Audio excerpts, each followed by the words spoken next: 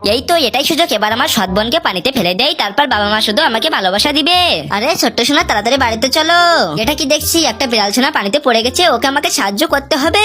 High high, আমার মেয়েটা কোথায় গেল, ওকে খুঁজে বের করতে হবে। ওহো তিমি বন্ধু, তুমি আমার জীবন রক্ষা করেছো, তোমাকে অনেক ধন্যবাদ। ছোট্ট সোনা, তোমাকে এই নির্জন দ্বীপে রেখে গেলাম, তুমি এখানে ভালো থাকো।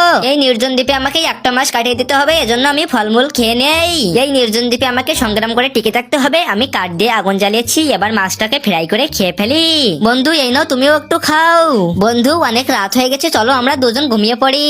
কিন্তু তার আগে তুমি টাকাকে বেশি ভালোবাসো নাকি তোমার বাবাকে বেশি ভালোবাসো? যারা বাবাকে ভালোবাসো তারা ভিডিওটিকে একটি লাইক দিয়ে ফলো করে দাও, আর কমেন্টে বাবা নামটি লিখে যাও। আমি হলাম সংগ্রামী বিড়াল, আমাকে তাড়াতাড়ি হার মেনে নিলে চলবে না। বাস দিয়ে আমি একটা নৌকা বানিয়েছি, এই নৌকাটা চড়ে আমি বাড়ি চলে যাবো।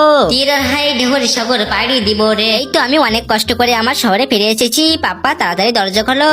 আরে ছোট্ট সোনা, তুমি কোথায় চলে গেছিলে? তোমাকে আমি 2 মাস ধরে খুঁজে বেড়াচ্ছি, তুমি তাড়াতাড়ি আমাকে সব সমস্ত ঘটনা খুলে বলো।